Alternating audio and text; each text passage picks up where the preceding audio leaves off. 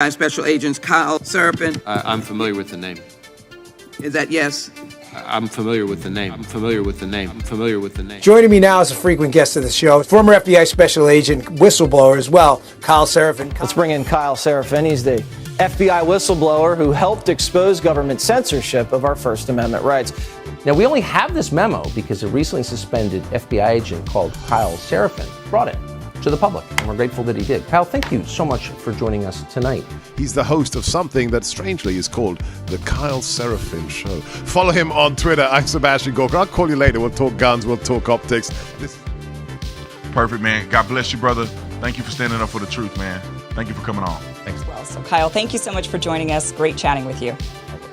Kyle Seraphin, thank you.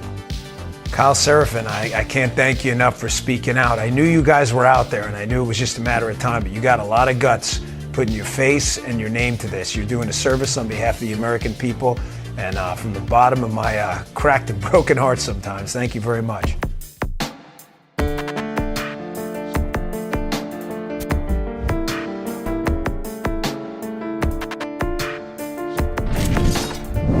Take a look behind the curtain with a real whistleblower and American patriot.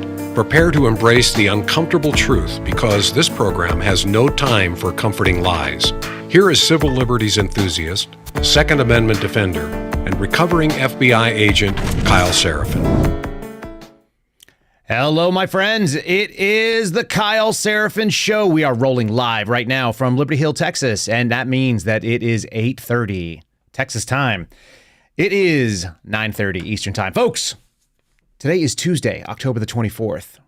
And somehow, in 2023, we have forgotten the reasons that we go to war. America used to have a concept. In fact, most of Western society had a concept. It came out of the Catholic Church. It goes back, almost 1,700 years now. There was a concept called the just war. Any of you who have ever taken a high school or a college ethics class should have seen this. There are reasons that you can go to war, and there are reasons that are not just to go to war. Apparently, we abandoned this sometime after World War II, I think. I think that's when it was.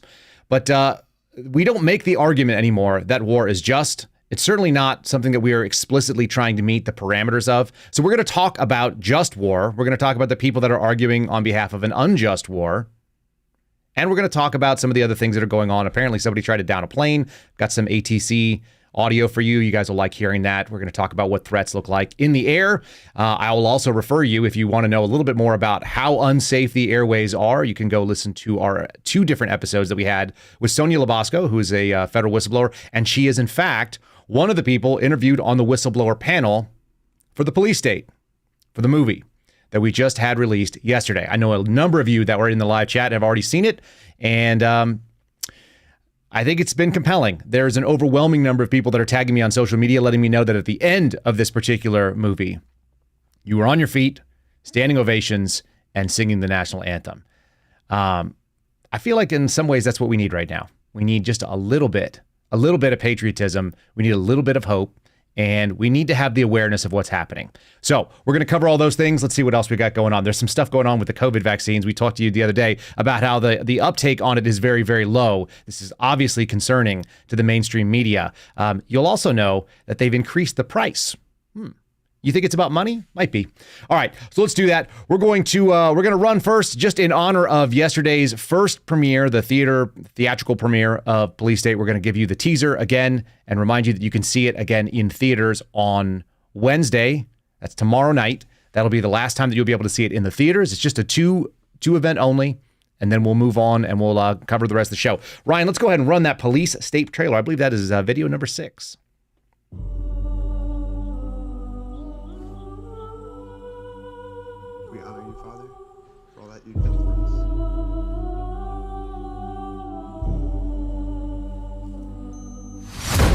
Chief Division Counsel and DOJ have approved a no-knock breach.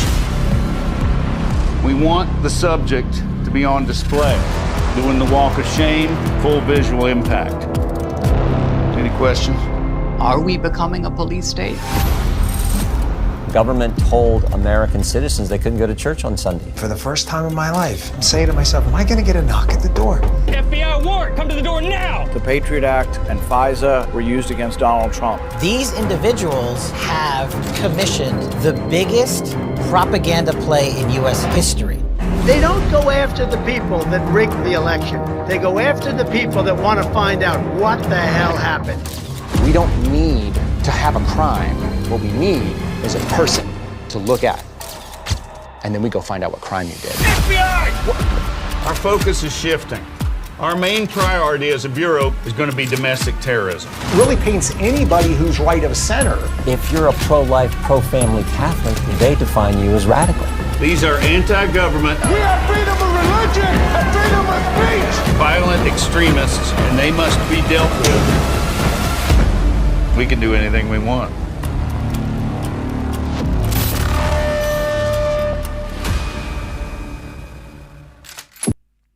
All right, so if you don't have your tickets and you want to go see it in the theater, this is a theatrical movie. You can see it at policestatefilm.net, policestatefilm.net. Go ahead and click through that. You'll see the option to buy tickets for tomorrow's showing. That'll be the last showing in theaters. And also you'll see an option to click on virtual premiere. Now, it's not going through Amazon or any of the other streaming services. They have their own little way set it up, and you can go to the virtual premiere. I think it's called the Worre Studios, WORRE. Click on that. You'll click on gain access, and then you'll be able to see the live streaming presentation. There's going to be some Q&A with Dinesh. I'm going to be hosting it in Las Vegas, which means I have to travel away from my family. It actually is a pain for me, but I will do it for you so you guys can get a little taste of that. And we'll be hosting this sort of red carpet type event. It's like a virtual VIP thing. And then we'll be doing another thing at Mar-a-Lago. So this thing is an ongoing, it's backwards. Why? Because most Hollywood sort of circle jerks exist so they can celebrate the people in the film. That's what the premiere's about, the red carpet. Everybody marches out. Nobody gets to see the film. And then eventually it's released in theaters. And so they put the people last. Dinesh's movie is actually made for you. The first showing, the premiere in the theaters, was actually made for the people. So I actually kind of like the way that works out. I feel like the people who made it, they have the least interest in it at the end of the day. Like, who cares what people who are involved in making it, see. We don't need to celebrate them. It's the story. It's the message. So they put the message up front. I think that's actually a really good way of looking at it. So, and then it will be available streaming on Friday evening. That's the 27th. So Monday, Wednesday, and Friday of this week. Big stuff. All right. I'm going to stop talking about it. Let's move on to just war. Just war is a concept. It's an ethics concept. It goes all the way back to St. Augustine, which means it goes back, like I said, about 1,700 years. But it was also put forward in the 1200s, the 13th century. It was a discussion about whether or not there was a just way to wage war. This is Thomas Aquinas talked about it. And can you develop principles that you can evaluate whether a conflict is just? Okay, we have to be looking at things through a lens of the classics. We need to look back through classical ethics to understand whether the things we are doing is right, because there is an objective right and wrong. There's always been a right and wrong in this world. Just because we've decided to go with what's called moral relativism, ends justify the means is kind of the layman's version of moral relativism. Just because that's the way that a lot of people look at things today. And we can look at the Israel-Hamas conflict. We can look at the war in Iraq, the war in Afghanistan. We can look at what happens in Russia and Ukraine. All these things can be viewed through a lens of history. People have always gotten into conflict throughout all of history. They've always chosen a reason to go to war with another people. Was it for conquest? Was it for land? Was it over territory? Was it over ideas? Was it about religion?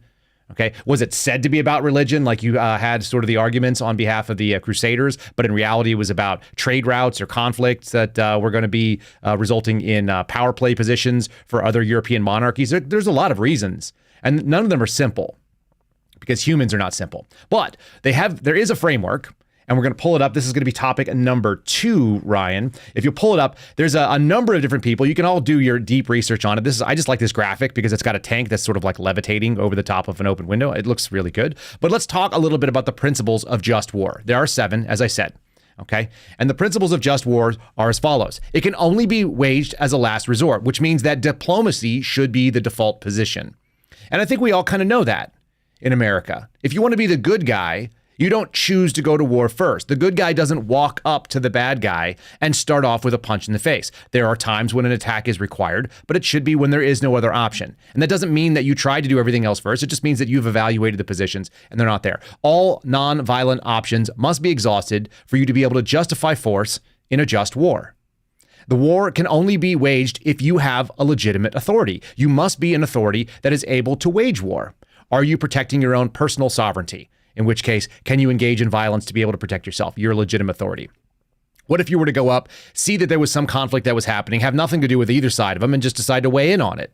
You're not a legitimate authority. So the just cause cannot be served by actions or individuals or groups who don't constitute an authority that's sanctioned by whatever our society is. And, we have all kinds of different outside parameters. You might look to the church. You might look to a faith tradition to justify war. I know the people in Islam do. I know that the Jews are able to do that right now in Israel. We do that in the Christian church. You might look to the UN if you are somebody who likes communism or you like totalitarian world regimes. Maybe that's what you're about. I despise the UN, just for the record. But you have to look for a legitimate authority, and that authority has to be recognized by the people who are engaging the war as legitimate. Just war can be fought as a redress, right? It can only be fought when you are trying to correct a wrong. Self-defense is a common justification. And a lot of this has to do with the same sort of things that we would use to justify things like deadly force. If you were going to justify deadly force, you need to have a justifiable reason. That's what the just part of it is. So you don't go out looking for the violence. You need to be a legitimate authority. You must have standing. In the U.S. legal system, we call it standing. You must be one of these people. Okay. And then you must be able to defend it under certain things like redress of grievances, self-defense, etc. You have to have the right intentions. And that doesn't mean like punish the bad guy, punish the other team. Okay. Now, it can also only be fought if you have a reasonable chance of success. This is a real problem, I would say, in the Hamas-Israel situation. Is there a reasonable chance of success that you are going to be able to say that Israel changes the scope and is able to stop whatever sort of incursion is being done by Hamas into the sovereign area that Israel controls? And that would be a real difficult thing to justify. Is there a reasonable chance of success? Maybe not. And how do we know that there may not be a good chance? Because we can look back historically and see that this has been going on for close to 100 years now. This goes back into the 1940s, but even this conflict goes back far before that. So is it 1,000 years old? Is it just because of the state of Israel existing? Is there a chance of success? Maybe not. Multiple generations of people have fought in this conflict, and we don't see anything. So that may actually make it unjust. Doesn't mean that they can't defend themselves, but a full-on war may not be justified. And then the ultimate goal of a just war is not to continue war, which we're going to talk about. Some of our U.S. politicians seems to love. It's not to reestablish. I'm sorry, it is to reestablish peace. It's not to continue war forever. You need to be able to not go for war that rolls onto, which is sort of the argument that the political left has always made. No more endless wars. And many of us on the political right, particularly people who have served in the military, who have friends who have lost lives in various foreign conflicts, we are sort of sympathetic to that. The endless war game, it's not good for the people. It's not good for man's heart. It certainly has a lot of conflict, and it should have some moral problems for us when they come home. A lot of people suffer. There's a reason why we have so many veterans that suffer when they get out of the endless war cycle. They come home and they don't have a mission set, and they're unable to transition to peace. Maybe that's because it was never set up as a goal. And in order to have an end goal of establishing peace, you actually have to have a plan. The plan has to have an end. I used to always tell people that the reason why I didn't like working in counterintelligence, the reason that I suffered when I was doing counterintelligence work is because it didn't have a mission with an end result. The mission was to continue the mission. And that is the problem with the endless war idea. If you're going to have no end in sight, then it's very difficult for action-oriented, punch card type people, traditional males who want to accomplish something. You're not going to be able to see the progression. I'm going to tie this back for you guys when it comes to the weaponized FBI right now. I tell this every single time I do an interview. People have to imagine that our current federal law enforcement agencies are more like intelligence agencies than they are law enforcement. Does that have something to do with a just war? Yeah, it actually does. It actually has to do with the way that our federal government has sort of allowed a sloppy boundary. They've started to operate not in the gray, but in sort of like the hazy mist between right and wrong. Because law enforcement is linear. Anyone who's ever been a police officer knows a crime occurs. A threat happens. We investigate who that person was, why they did so. We are able to bring charges against them or not. And when we do that, we move to a prosecutorial decision. They either decide to prosecute or not. We go to a grand jury, we get an indictment. We do a criminal complaint and we arrest them. And then they face whatever the legal system involves. They may be pled out, they may be acquitted by a jury, or they may be found guilty. That's it. That's linear. And at the end of it, there's some appeals, but it ends with either in somebody free or somebody in jail. That's the outcome. That's a linear outcome. That is not an endless war, which is what we're seeing right now. The American people are dealing with an endless war by our intelligence agencies internally. Groups like the FBI, they are involved in gathering intelligence. That's a circle. It's not a line, as I just described. The line makes sense. That can be justified. The circle continues forever. There's no beginning and there's no end. That's why we use it as our symbol for marriage. Okay? The circle keeps going on. You drop into a circle anywhere and you find out, I'm going to look into Ryan Matta. Ryan Matta has some pretty inflammatory videos. I'm going to check out what Ryan Matta is all about. Well, who does Ryan Matta hang out with? Oh, he hangs out with Kyle Seraphin. He talks to Kyle Seraphin. Kyle Seraphin is a former FBI agent. He's a real problem. We're going to open an investigation into him. You know what we'd like to do? We'd like to go into the live chat of people that listen to Kyle Seraphin. By the way, welcome to the watch list for all of you who watch our show. We do appreciate you, but that's part of the problem, right? So now we're going to go find Rose Lopez. She's there every day. We're going to go find Eric Jason. We're going to go find Jigsaw Massacre. And we're going to find Michelle 68 Delta. And we're going to look into them. We're going to open cases on them. Why? Because they associate with Kyle Seraphin and they need to be investigated too. What's the outcome of this? Is it linear? Is it an accusation of a crime? No. Babs, I see you too. Babs is going to get investigated too. And now Tack Penis is going to get, because he's there every morning too. When we start talking about creating endless wars or endless investigations, we are absolutely leaving the honest and justifiable cause. We don't have it. You lose the moral high ground.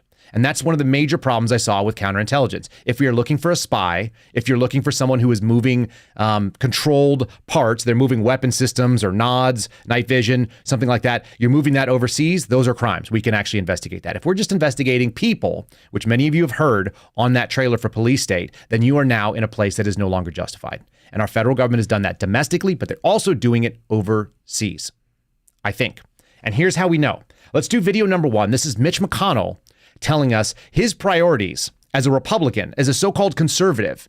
Is he trying to fix our border? Is he trying to shore up our currency problems? Is he trying to stabilize things in our economy so we don't see 8+% interest rates so none of you can afford to buy a new home and none of you can afford to move out of the places that you live in? No.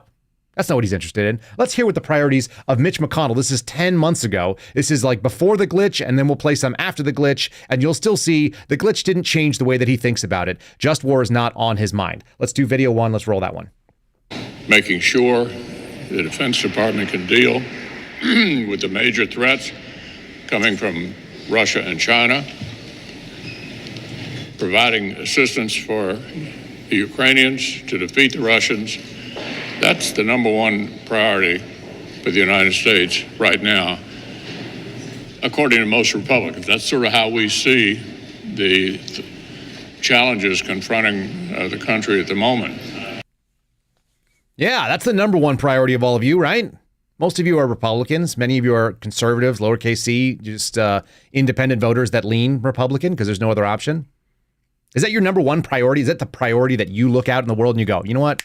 That's it. We need to make sure that Russia is beaten by Ukraine, that one of the largest land nations in the world and one of the most powerful militaries historically in the last 100 years, they need to be taken down by Ukraine with U.S. weapon systems. Is that just war? Principle number 6, the violence must be used proportional to the injury suffered. Well, that may actually be met in that particular conflict, just like self-defense may be met. But is the ultimate goal of the United States involvement to reestablish peace? Is it? Or is it to send a message? And number 7, the weapons must be used to discriminate between combatants and non-combatants. This is a real big problem because we've been sending cluster bombs over there. It says civilians must not be the permissible targets of a just war, and every effort must be made to avoid killing civilians. The deaths of civilians are justified only if they're unavoidable victims of a deliberate attack on a military target. They just happen to be there. That's known as collateral damage, right? So many of us are familiar with these concepts. Anybody that's ever served in a war zone understands that there's what's called rules of engagement. And U.S. rules of engagement are meant to be tight on purpose. We have highly trained members of our military, and they are only told that they are allowed to engage combatants as they are appropriate. And they can be tried otherwise. We'll try them back home. We'll put them in front of a military tribunal. If they desecrate a corpse, we go after them in our military. Even if they did the right thing and they killed a legitimate combatant, if they don't render aid properly, we consider it to be a problem. But we can't enforce that when we are doing proxy wars, which is why these guys love a proxy war. They absolutely love to send this stuff downrange and not be responsible for it. Cluster bombs, cluster munitions, those are weapon systems that break up from one into many. And then there's all kinds of explosives littered all over the place. In the military, you call them UXOs, unexploded ordnance. Those can explode on a troop. They can explode on a civilian vehicle. They can explode on a toddler who's playing in an open field. And that's why cluster munitions are a big problem. It takes forever to clean them up because you send one weapon downrange and then you have to deal with 50 or 100 smaller particles that are now dangerous. Is that part of just war? Is that something that we can justify? And then why are we using things like biological weapons when, in fact, are those proportional responses? Can they be used to discriminate between combatants and non-combatants? There's a reason why we all signed against this. Because historically speaking, in the political West, we wanted to have the justification, the ethical justification for saying that just war exists and we are participating in it. You want to paint yourself as a good guy, you have to be involved in some principles. And those principles historically in the West are just war. We're not there. And like I said, the problem with a lot of different war is that when you start waging it against an enemy that is amorphous and you don't care about justifying it anymore, you suddenly don't care about doing it against your own citizens either. And many of us are dealing with it. And that, my friends, is exactly what the police state movie is about. When the tools of war, surveillance, and so on are used indiscriminately on a population that is internal, that's also not just. So these things all relate. This is a very timely movie. It's a timely video to watch. I think you're going to be very upset about it, but the upside is, as many of you found out, it also has a message that is going to remind you why you should be an American and why you should love this country, because we actually do aspire to these things. All right. I saw it mentioned in the chat, so it's a timely time to bring it up before we change topics here. Let's talk about my buddy Garrett O'Boyle's merch store, the-suspendables.com. The question came up, hey, what is that shirt? That's kind of neat, Kyle. Yes, it is, in fact. This is today's just released Last Line Substack Own the Night t-shirt. Many of you guys who have ever looked through night vision goggles will recognize this sort of that tinge, that black and green. It's usually the flip of that, but that's okay. This is my version of it. This is the one that I'm wearing. I'm wearing a size medium. I wear about 180 pounds. I'm 5'8". Now you guys can know. You know what the model's wearing. Here it is. Limited edition merch drop. Boom. I'm just going to pull it back. There it is. This is Garrett O'Boyle's Substack logo, right? It's an M4. Many of you will see it. It's got an EOTech on top of it and a laser, probably a D-ball device, some kind of a little flashlight. And then what do we see on the end here? Boom.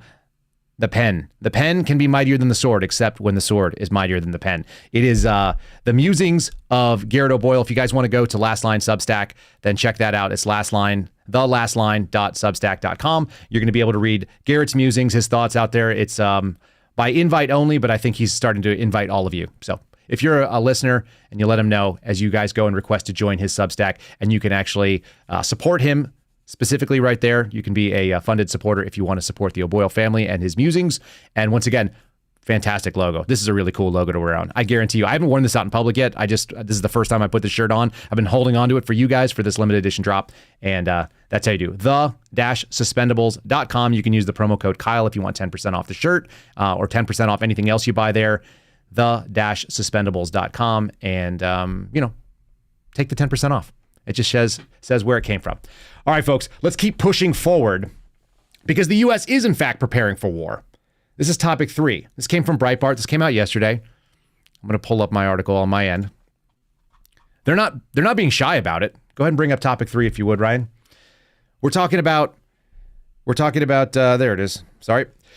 Defense Secretary issues a prepare to deploy order for U.S. troops. Why? Are we involved in a war? Do we have a threat that's affecting the U.S. homeland? No. but we're still going to do it. Additional troops being placed on orders to deploy as of Sunday. This is the Defense Secretary Lloyd Austin, our Mr. Woke. This is the guy that wore the Darth Vader mask. You remember him? He had the face shield covering that, plus he had a mask on underneath it, and he had more ribbons than anyone else, but he looks kind of like a fat body at this point. Pretty sad. Is he going to war? Is he going to go lead the troops at the front? No. He said, I've placed an additional number of forces on prepare to deploy orders as part of a prudent contingency plan to increase their readiness and ability to quickly respond as required. Quickly respond to what? What part of the United States is involved in this? We do have some hostages that have been taken by Hamas, which we had our president dox our Delta Force guys. That was awesome. No respect at all for what we would call OPSEC or operational security.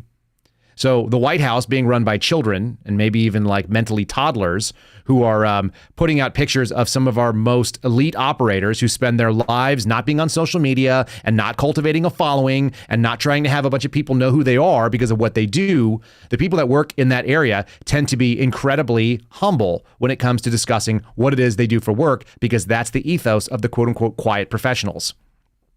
In the meantime, our Biden administration decided to dox all those guys, so that's really good, letting them know, putting their families at risk, because these guys do dangerous stuff. And I said guys because it's men. That's who does that. Men do it in places where maybe we're not even supposed to be, but we need to be there. And now you've just endangered them. The number of forces that are being put on this prepare to order was not specified, but the Pentagon previously confirmed that there was roughly 2,000 of them, so 2,000 troops are getting the notice that they may be going to do the mission set that is required of them by the commander-in-chief, but not necessarily required by just war theory, and not necessarily making an argument. I mean, have any of you heard anyone trying to tell us that there are the 7 justifications for war and this is how we're going to do it? That we're going to go in? Because we don't care about declaring war anymore. We don't care about it. We don't care about going to Congress and asking for a declaration of war. We don't say that this is a righteous foe and we are going to declare war on this enemy. It doesn't happen. We used to demand it. The Constitution demands it, but in a post-constitutional society where we don't seem to care about even what the rules of our own country are, we'll just move right on past it. We don't care. The American people are not clamoring and demanding a declaration of war, whether it be on a foreign terrorist organization, on a specific entity like Iran, a state actor, on Russia. Are we going to do that? No, we don't have the courage of our convictions. And in some ways, to me, that's the same way that we saw a declaration of war on the suspendables. I hate to tie this back, but there are some small versions of it that you can experience in your own life. I see Garrett's in the chat right now. And he had war declared on him by our federal government. Did they have the courage of their convictions and say, we are going to fire you? You are terminated for actions that are not appropriate for your job? No. They said, you can't come into work anymore because we have some doubts about you that we can't substantiate, and we are going to pull your security clearance. That's what they did to me. It's what they did to Steve Friend. If you watch this show, the suspendables all were suspended indefinitely. And in a lot of ways, that's like a soft way of going to war. They didn't declare, you are unrighteous, you have done something wrong, we are terminating your employment. No. They said, we're not going to ever talk to you again, we're going to ghost you, we're not going to pick up the phone. But will you break up with us because we don't want to be the bad guy? That's what they did. And it's what we're doing in all these conflicts as well. The American people have sort of softly and subtly decided that the rules don't apply and we don't care. We don't care about holding our politicians accountable. And they've heard it loud and clear. Are you voting these people out? Mitch McConnell just told you 10 months ago. That's when that video was. 10 months ago, the number one priority for Republicans was not any of the things that you seem to care about. It was what they care about, which was going to war and funding a war that we don't want to play in explicitly. We're not going to declare it. Let's do video number 2. This is Mitch McConnell talking just 3 days ago. Has his priority set changed since they've gotten rid of the speaker and they showed us that we don't like having rhinos, that the America First guys stepped up and knocked out somebody that was not fulfilling his obligations? We'll see. Video 2. Let's run it. Senator Vance told me he thinks the president should have to come and make the argument on each of these separate priorities, and no one, especially not Republicans, should be giving him cover on something like explaining to us what the goals are in Ukraine and how long that's going to last. Well, there are some differences of opinion among Republican senators about this. I don't view it's about whether we give Biden credit or not. This is a question of whether it's a serious threat to the United States. If the Russians aren't defeated, they'll go into a NATO country next. And the notion that somehow our Asian allies are unconcerned about Ukraine It's completely wrong. The Prime Minister of Japan said, if you want to send President Xi a message, beat the Russians in Ukraine. Yeah. We need to make sure we beat the Russians in Ukraine so that we can send the Chinese president a message on behalf of the Japanese president. Did you just catch that leap? He just said a bunch of words and people are used to going like, well, that was a sentence, so you win. No. He just said that if we want to follow what the Japanese prime minister would recommend, sending a message to their biggest geopolitical foe and closest enemy, then we would send proxy munitions and funding to Ukraine, who we have no requirement to ally with. We don't have any treaty obligations, so that we can fight the Russians who are not at war with us. That's the way we're going to do it. We send money to Ukraine, allegedly, to fight against the Russians, because that sends a message to the Chinese that we won't be screwed with on behalf of the Japanese. I asked a question last night on Twitter, and maybe one of you can answer it in the chat. Feel free.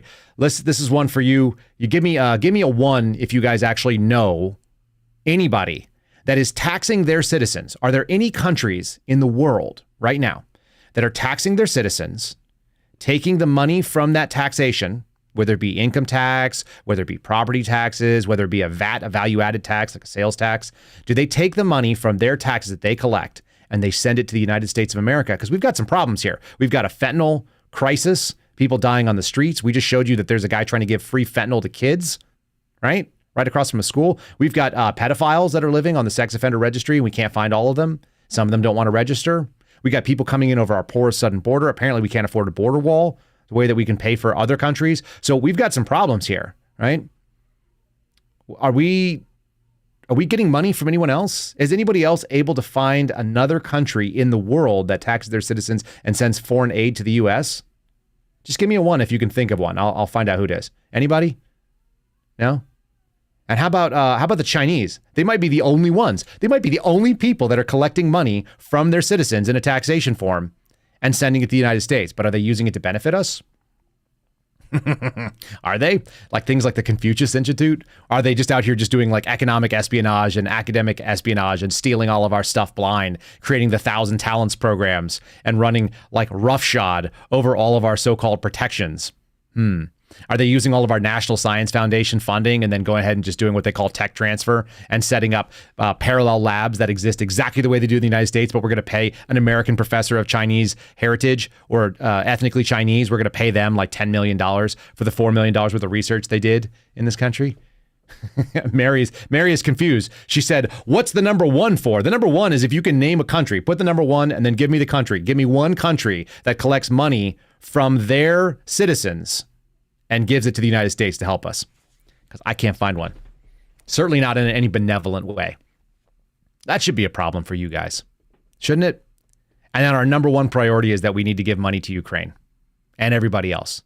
Everybody else needs to get U.S. money. Apparently, that's the number 1 priority. In fact, what does Congress do? They give out our freaking money.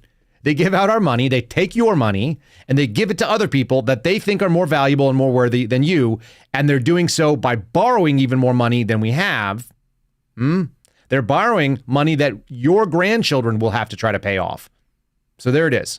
That's what the U.S. Congress does. You want to know why the Kyle Seraphin Show position is no one for speaker?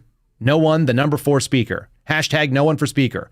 Every day that they are not in session, they are not wasting our money and coming up with any of this stuff. I could care less whether or not. We spend about $3.5 million on congressional salaries per month. That's a hell of a trade-off for hundreds of billions of dollars that they're willing to give out every time they get in and vote on something. Doesn't that make sense to you? I just found out we're going to talk about COVID in a second. There's $1.1 billion left over. You want to talk about government waste? $1 billion is left over from COVID funding that they're going to try to use to shove more vaccines down your throat. That's true. PBS said it. Must be true. And they're very upset about it, by the way. They're upset that you guys are not getting all the shots. Can you hurry up and just get the shots so PBS can stop worrying? 75% of the people who got the original shots are not getting the boosters. This is really, really troubling stuff to PBS. Can we help out PBS? Can you help them? Can you just trust the mainstream media and do what they said? That would be great. Listen, the continuing resolution ends, if my math is correct, November 17th. So how many days is that? We got about 7 more days. And then, so I think we're about 27 days Is that right? No, 24 days. 24. 24 days. 24 days, the continuing resolution runs out. And then they can't vote on anything, and the government gets defunded. Don't you guys kind of want to see what it feels like to actually live with liberty, where the federal government is defunded? All of the mandated required jobs, all of the so-called essential personnel, that's all your FBI agents, it's all your Border Patrol, it's all your DHS, it's all your Customs and Border Protection people, it's all your Homeland Security investigations, all your military, they're all going to show up. They're all going to show up to work. They have to. And nobody in the military is going to go hungry, although it might suck for a little while, for sure. And I feel most bad for people in the military because their paycheck is garbage. But I don't feel bad for people who are federal agents that are making, a new federal agent makes $65,000, $70,000 a year. Someone who's been there 5 years is making $120,000 to $140,000 a year, depending on where they live. They're all right. They could save some money. Defund it all. Let it just sit. Let it sit empty for a little while. Nothing could be better than you guys trying to find out whether or not that federal government is actually serving you. And what you're going to find is something very simple. It doesn't. They're serving Ukraine. They're serving whatever interest Mitch McConnell has. We're going to wrap up this segment right here with the last thing. This is from 1 day ago. This is Mitch McConnell. Hasn't changed his mind. He says he's totally healthy. He's of sound mind and body. And this is his take. Video number 3. Mitch McConnell makes the argument. This is what we got to do. We have big power competition from China, from Russia, and we still have terrorism problems as the Israelis have certainly experienced in a brutal way in the last week.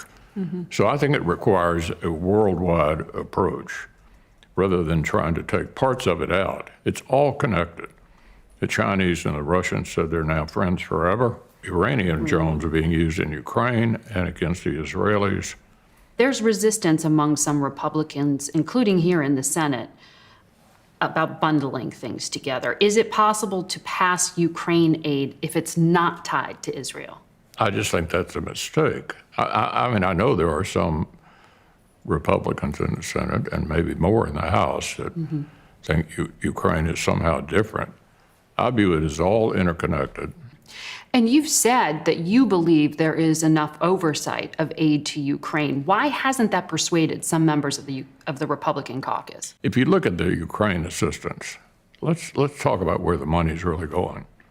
A significant portion of it's being spent in the United States, in 38 different states, replacing the weapons that we sent to Ukraine with more modern weapons. So we're rebuilding our industrial base. That's what President Biden's seeking to do. It's correct. No Americans are getting killed in Ukraine. We're rebuilding our industrial base. The Ukrainians are destroying the army of one of our biggest rivals.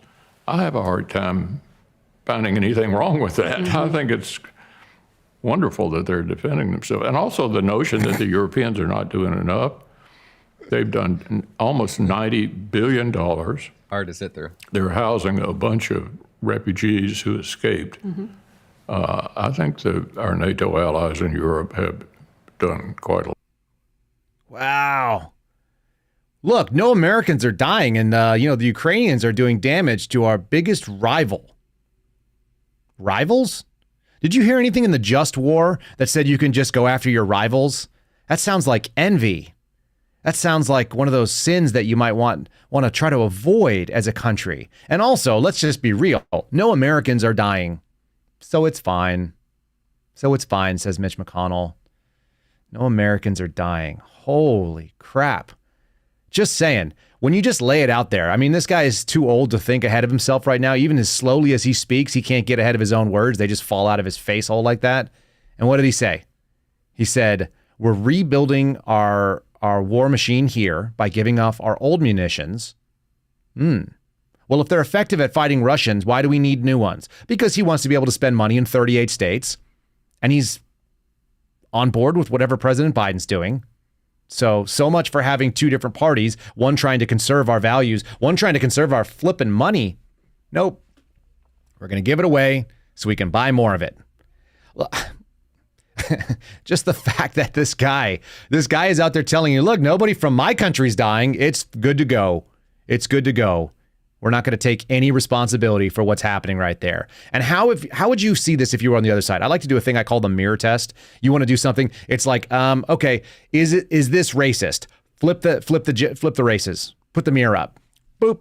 and change the sides. How about this one? Let's say you're Russia. Let's say, I don't know, let's say you're the United States, and Russia decides to start funding the cartels and gives them a ton of money and says, here's a bunch of weapon systems, come in and start taking U.S. territory. Or, push back and, Texas used to be yours, and so did New Mexico, and so did Arizona, and so did California. So just hold on to that. Like, why don't you just go and reclaim your borders? We're going to give you a bunch of tanks. We're going to give you some fighter jets, whatever our best stuff is. We're going to give you our old munitions so we can buy new munitions. Would we be down with that? Would that be fine? We'd be like, oh, yeah, that's fine. It's not Russia that's our enemy. It's Mexico. Mexico is the problem. Is that how that would work? The cartels are the problem. We can't even hold anybody accountable. We just have to fight. I don't think so.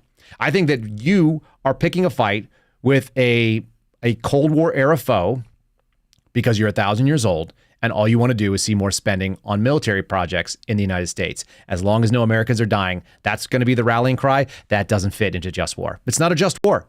It's not a just use of our force or our capabilities or our monies. We should be ashamed of it. And we should be ashamed of people like Mitch McConnell. I don't know why that guy is still there. I despise it. I've told you, I don't want the geriocracy running anything.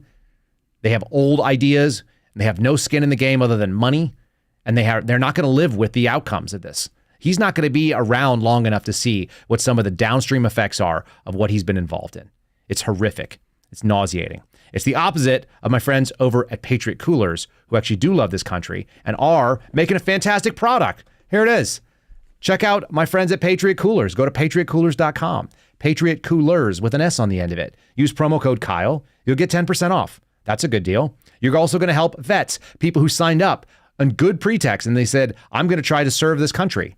Even though people like Mitch McConnell are out there trying to send people to war, our vets are still worth taking care of. People with mobility issues get a little chunk of the profits. We get a little kickback from them as well. Promo code Kyle, Kyle, saves you 10%. And you can have one of these fantastic products, one of their tumblers. I've been literally using their products for, I think we're coming up on like 6 years now. I think I got my first one in October of 2017, and I was using them on surveillance. People who know about surveillance know you're going to need a little bit of coffee if you want it to work, if you want to be able to be effective. And check this out. Bam. This is my new, it's going to replace my Yeti, my new hard-sided cooler. It's a 50 liter. It's flatter and wider than my Yeti, which I much more appreciate. It probably does the exact same. We're going to do an ice side by side, so I'll throw some ice in there and see how they roll. But this thing says Patriot on the inside. It looks great. It feels lighter. It's a little bit easier to carry. I like the handles better, and I like that you can remove the hasp, the clasps that actually lock it down. You can't necessarily do that as easily on my Yeti. This one, I really like the mechanism of it. So anyway, check them out. Check out my friends over at Patriot Coolers. Again, promo code Kyle, patriotcoolers.com. Promo code Kyle, get 10% off. Good folks, not trying to start an endless war, although they are patriotic, and you will feel good about having one. And you'll feel the same way about watching our police state movie. If people are standing up and singing the national anthem, there is still a sense of what America is. America used to always want to be the white hat. They wanted to be the cavalry that comes in and saves the day. Right now, we're just like throwing money like an evil Bond villain into this global conflict, right? I mean, have we declared war on Russia or Iran or any of these people? No. Have we declared that China, we made China what it is? In fact, I just did a really interesting interview with Roger Stone, who talked about opening the door to China and the fact that the Bushes are responsible with that most favored nation trade status, gave them the opportunity to become the China that is the geopolitical foe that they are today. They had no choice. They were a backwards agrarian society when they opened it up under Nixon, and they were not a threat. And we made them our own threat. Now we're going to out there. Now we have to give money to Ukraine so we can fight Russia by proxy to let the Japanese feel good about their fight with the Chinese. That's how screwed up our situation is. It's not me. That's the minority leader in the Senate telling you. That's one of the most high-ranking Republicans in public office who's been in the Senate for like almost 40 years. So if you feel good about that, keep doing what you're doing. Otherwise, no one for speaker. Shut it all down. November 18th could be a freaking great day. It really could be a good day. All right, let's press on. Let's press on and talk about COVID because that's not done yet. They're about to bring that back. We've been talking about it. The lockdowns are coming. Are you guys seeing masks everywhere? Are you seeing people wearing masks in places that make no sense? I just make fun of it now out loud. I was at the bank yesterday. I went to Chase to go cash our check from Rumble because Rumble is in Canada and they send us weird checks that are Canadian. They don't go through the ATM and you can't deposit them with your phone like we've become so accustomed to. So I went face to face and I sit down and I talked to a lady at the bank who was super nice and we had this funny little conversation. I love having these like little one-offs. I show my kids like how adults used to interact, just strange humor. A lot of it comes from my dad, I'm sure too. But I'm standing there at the counter. There's these like blue collar dudes. They obviously work in construction. They got mud on their boots. They got like t-shirts and, you know, some like Dickies pants and that kind of thing. And they're standing at the counter. And the guy said, "Do you want my card?" And the bank teller was like a young, you know, Gen Z type or whatever, millennial, and wasn't paying attention. And he was like, "Do you want my card?" And so I just reached my hand over and I held it out. You know, I was like, "I'll take it." He looks over and it's like another guy standing at the bank counter, like offering to take his card. And he was like, he gives me this look and then he just starts cracking up because that's weird. Like he was offering his card. I'll take his card. I don't know what he's got on it, but I'll take it. And so we start laughing. And I say, "You know what's funny? I used to wait tables when I was a kid. And I remember somebody giving a credit card, and you know, people would say, you know, keep the change. You'd pay your $15 bill, and you'd leave a 20 and say keep the change. And so this guy that I worked with, who was in his 20s, and I was, you know, like a teenager, he goes by and somebody drops off a credit card, and he goes, "Hey, can I keep the change?" And it just blew this person's mind. Now, if you had said that today, I don't even think it would register with kids. But 20-something-year-old asking if you could keep the change on the credit card. It's pretty funny. That'd be a pretty good tip. You could run that for as long as it played, and then eventually somebody would have to report it stolen, I guess. Anyway, this guy and I had this little moment where we were just kind of cracking up about it. And it's really simple. It's like those people aren't doing, they're not doing COVID masks. They're not part, they're regular people. There's a lot of us. There's a whole bunch of us. And that's why people are not doing it. What we need to do is call out the mask people who are nuts, in a respectful and polite way. But I made a joke about it. I said something about some lady, you know, who was chastising me at the Ross store that I went to. I bought a dress shirt, and this lady was like, "You really need to have this. You need to have this thing." She starts giving me a lecture while I'm trying to return something. And it's like, "Look, lady, I didn't come to your store to get a lecture. Thank you very much. I came to buy a shirt or return a shirt. How about that?" But that lady is the same lady that was yelling at everybody to put on a COVID mask, 100%. So I said that to the dude who's standing there with the mud on his boots, and he 100% agrees. And I could see there were two people in the bank that were like visibly uncomfortable because they realized they were the people that were yelling at people to wear a mask too. And that's okay. That is just fine by me. We need to be letting people know that it is now socially unacceptable. We saw you, petty tyrants. We know what you're about. We're not going to do it.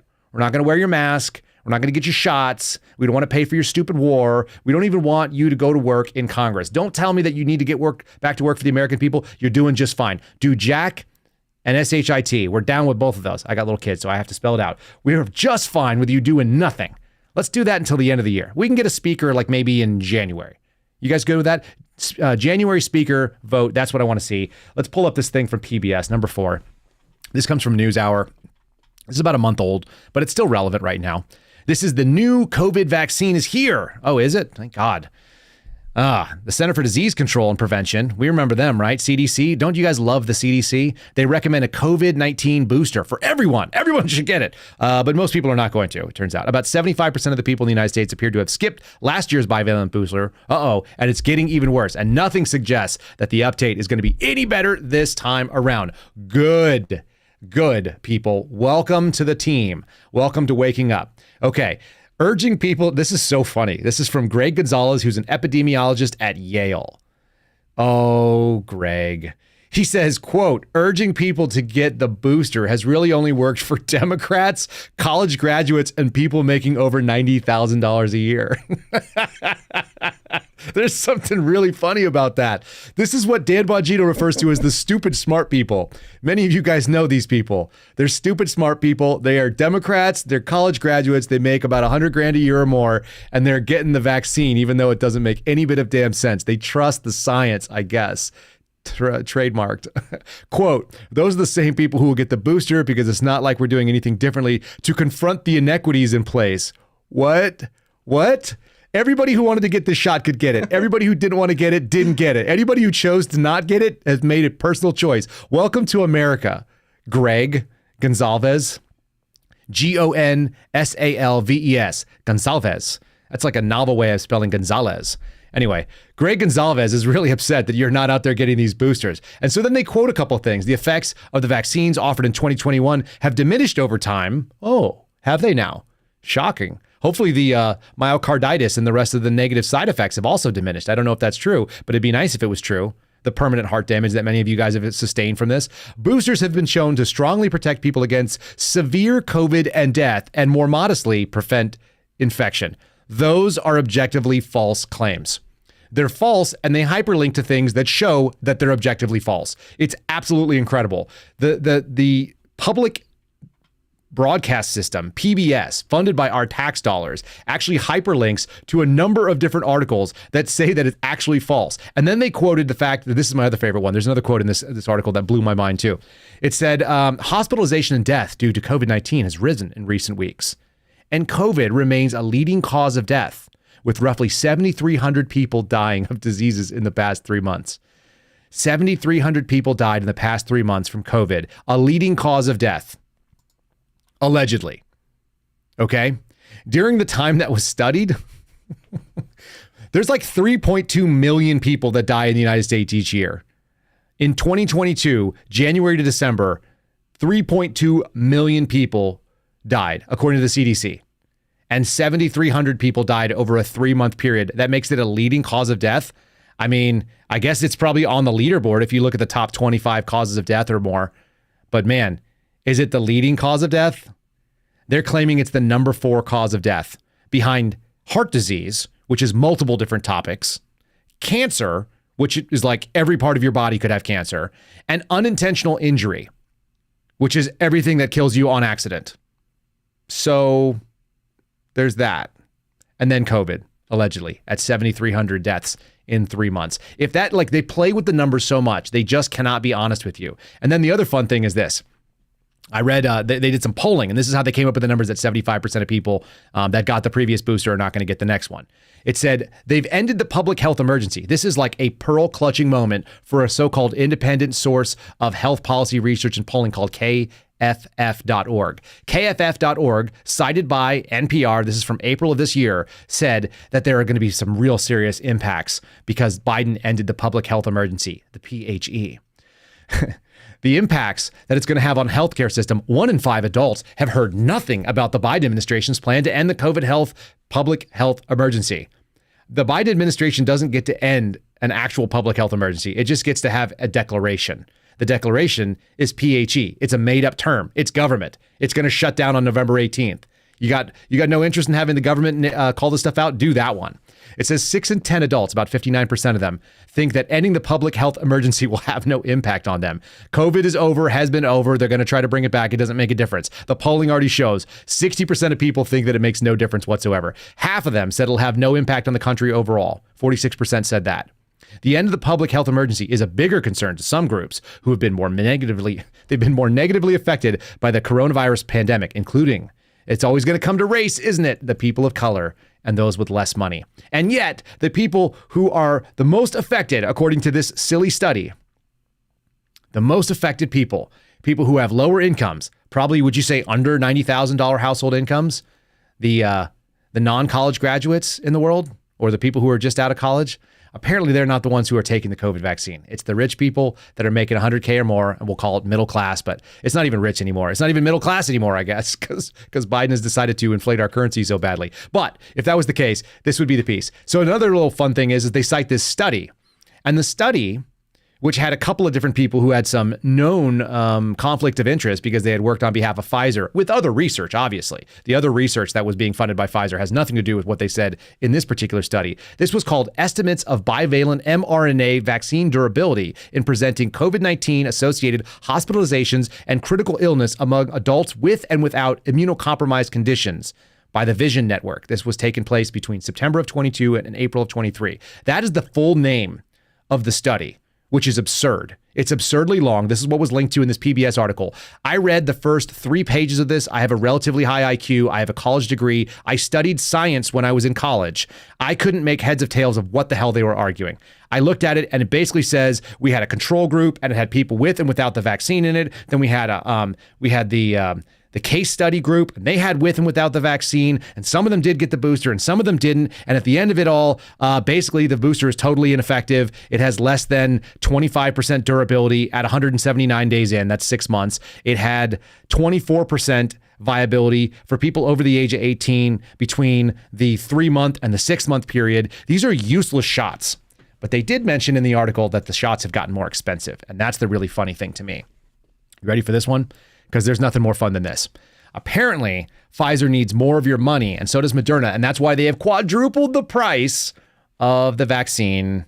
It's gone from about $20 for the first dose, $30 for the last booster. It is now $130 a dose. Are any of you guys paying that through your healthcare provider? Like, what in the heck are these people about? Is it about money? Is it just about money so we can spend money in Ukraine? Is anyone giving us money to be able to pay for the vaccines that were developed that they all so much want but nobody wants? I don't know. It makes me sick. It's all bizarre. But the best part of it is that nobody believes you. Topic number 6, Ryan, if you would. Here we go. This is from Newsbusters. Let me pull up my proper article. Here it is. What did they find out? Apparently, America's assessment of the media is the grimmest in Gallup polling's history. This came out on Friday, I think. Americans' appraisal of the media is now, quote unquote, the grimmest in Gallup's history. The iconic polling company just reported for the second straight year, and only the second year in Gallup's half-century history of polling on the subject, the percentage of Americans who have no confidence at all in the media has surpassed the combined percentages of those who either have a great or a fair amount of trust in it. More people distrust the media than ever. Hilarious. In a national survey, it was conducted for the month of September, first 3 weeks.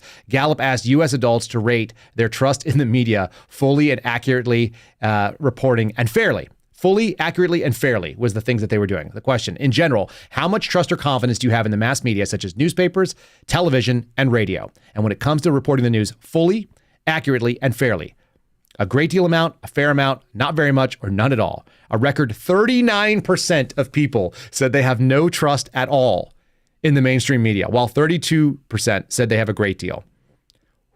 I'm sorry, 32%, that's like a little bit less than a third, said they have a great deal or a fair amount of trust, which is a record low. 2/3 of people is what we're going to take away from this. 2/3 of people don't have very much confidence in the media. That has got to be an absolute crisis for these clowns.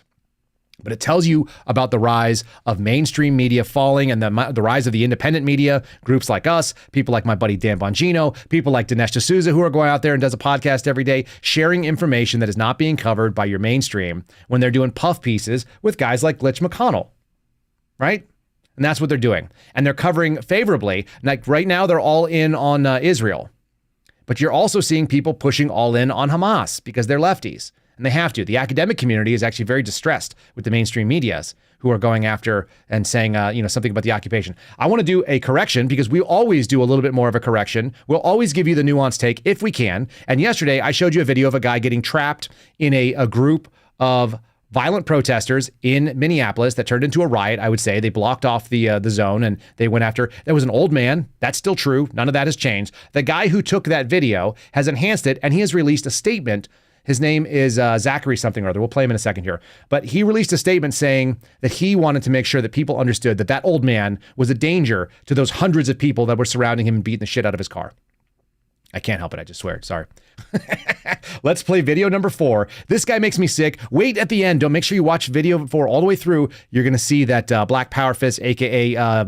Liberate Palestine or whatever it is these clowns do. Let's go ahead and do video 4. I released a video yesterday of an old man driving through a peaceful protest. The man gets out of his vehicle with a knife, attacking people that are using their First Amendment right to stand with Palestine. You see that attack? Nobody was stabbed.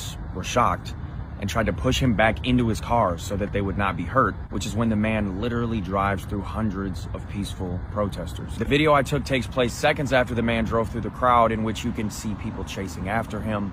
And you can hear me saying, wait, as well as countless other people screaming in fear. Just drove through all these people.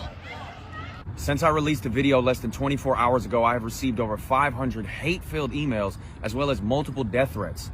This is what happens when you stand against injustice, and we cannot be scared into hiding. We cannot allow those so filled with hate to scare us from standing for what we know is right. Free Palestine. There it is. Free Palestine. Okay, so the guy looks like he did have a knife. He had it at, I would call it like a low stabby position. And then he said he tried to, so this is the argument this kid is trying to make. This is what the mainstream media would actually do this as. This is really good. It's framing. He thinks he's going to be able to sell it to you because he showed a couple things. One, an old man stepped out with a knife after he was surrounded. Did he initiate the surrounding? No, someone else did. Did he go looking for trouble? No, he drove his car and then got stopped by a blockade that's not supposed to be there on a road that they weren't authorized to stop. Okay, then a bunch of people surround him. He stepped out with a knife because he thought that was the right move. Looks like he got punched in the face and they pushed him back in his car to keep him safe and them safe. Okay, let's say I accept your premise. Then he got in his car and drove through a bunch of people, hitting no one, by the way, slowly, without running into anybody or anyone else, or any other vehicles, which were blocking him and backed up. Okay. And then hundreds of people ran after him. You know what I think when someone tries to stab me with a knife and then they get into their car, or I help them into their car? I think maybe I should run that guy down and fight him, right? That's the narrative they're trying to push. This is absolutely perfect. This guy should have a job on MSNBC. They should hire him right now. He's got the stupid hair. He might be another race. He's definitely trying to like do that sort of what was that chick that did the fake hair and pretended to be black? Kind of has that kind of vibe, right? It's not even, somebody just said it was like Sean King. It's like Sean King, but it's not. It's like that Dolaqua, Rachel Dolezal, I think was the woman. He kind of looks like Rachel Dolezal if Rachel Dolezal transitioned to a semi-handsome young man. So there you go. So this guy thinks he's going to sell the stabby old man needed to be chased by hundreds of people to what? Remind him that he was a stabby old man that almost ran into people? It's full crazy. But this is the way that they want to cover it. That kid only thinks he can get away with that because he thinks that tilting the narrative is successful. Like I said, he should go and try to get himself a job at a mainstream media news station right now. MSNBC would be good. He could be a field reporter for Joy Reid. That'd be fantastic. Perfect idea. And he could go by something like, his name is Zach. So he could be Zach Dolezal. I think that would be a good name for him on TV. Zach Dolezal would be good. Yeah, somebody came up with it. Rachel Dolezal. I was correct. That's what happens when I riff in real time. And so that's what's going on. We'll give you the nuanced take on it. Yeah, the guy was maybe armed. That's okay. I don't have a problem with the guy being armed. I think if he stepped out with an AR-15 and blasted the first 3 people that were trying to kill him, that would have been acceptable too. If you guys don't know how to shoot through your windows, and I'm not saying you should shoot through your windows on a regular basis, it's probably detrimental to your financial situation. But if you learn how, there are courses you can go and spend money on where you shoot through car windshields and through side windows and so on. If you've never seen glass explode in front of you when you have a weapon system, if you've never been in a crowd like that, the first thing I would do is lower each of my back windows by just enough that nobody could get a finger in, but I want to depressurize the cabin because having a pressurized weapon go off in there, that guy could have lethally engaged those human beings that were threatening him. 100% they could have done that. It would have been totally appropriate, right? That would have been a justifiable deadly force scenario, and I would have done so to defend my family. I don't blame him for getting out with a knife. I just don't understand if that was a good idea, but the end of it is so crazy. I did want to make sure that we played this video. There's a lot of this talk about what's happening on. We're kind of sitting back and watching. I don't know whether this is going to be a good story or a bad story, but we should know that something happened over the airways in Portland. This was reported by the New York Times, which we can throw up on there. What is that number? We have an article that's going to be topic 8. Yeah, so off-duty pilot. This is someone referred to as deadheading. Most of us know what deadheading is because we watched the movie Catch Me If You Can. Maybe you guys knew about it beforehand, or maybe you worked in the airline industry, but that's how I learned about it. Catch Me If You Can, they show deadhead. That's a pilot who's working for the airline, but is not, or maybe working for another airline, and he's flying to another place. So he's flying for free on standby inside the jump seat, inside the cockpit. So that's how this guy breached the cockpit. But this is an off-duty airline pilot, was apparently trying to reach and shut down the engines on a passenger airliner that was flying into Portland. We've got the ATC audio. I want you guys to hear just the source information. We'll figure out, there's no pictures released of this. If he was taken into custody by the feds, which I'm sure he was, the airport liaison in Portland from the FBI would be dealing with this. So we'll see what happens next. There may be more to this story. I don't know if it's motivated by mental illness or some sort of just war or unjust war or otherwise, but this is worth playing. Let's do video number, 5? Let's do video 5. I want you guys just to hear the ATC, and then we're going to talk about it real quick, and then we'll shut this thing down. Vector to final approach course, 2059. President 2059, what is the threat level? The threat is now in the back of the airplane, so we're reduced on the threat level. We're going to check in with the flight attendants and make sure everything is running smoothly, but it seems like he settled down as soon as he, after one moment of going a little bit overboard, we put him back. So, President 2059, Roger. Just so we can report this, what was the highest level that occurred? It escalated to a 4 for his 209, but he's out of the cockpit now. Roger, copy all. Horizon 2059, descend to maintain 6,000.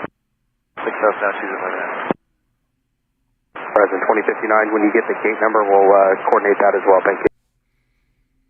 All right, so what they said is they're going to get him and put him, he's already in handcuffs. There's a little bit more to that audio. You can find it on Reddit if you guys want to go find that. I can put it out on social media at some point. But essentially what I wanted you to hear was that they said, what was the highest level of threat as they fill out their report from the ATC controller position? They have to fill them out. Now, there actually is a tiered system, 1 through 4. We're going to show you that. That's topic number 10. You guys might as well know what this looks like. Topic number 10, if you'll throw it up on there. So this is a report. This comes from 9/11 of 2006. This is an old piece from the Federal Aviation Administration, or the FAA, who has responsibility about what goes on in what goes on in the airways. And the 4 levels, level 1 is disruptive behavior that's either suspicious or threatening. Obviously, this was only 5 years after 9/11. So this was, literally 5 years after 9/11. Number 2, physically abusive behavior. That's a threat level 2. That's happening somewhere in the cabin. Number 3 is life-threatening behavior. All right. And level 4 is the highest level of threat.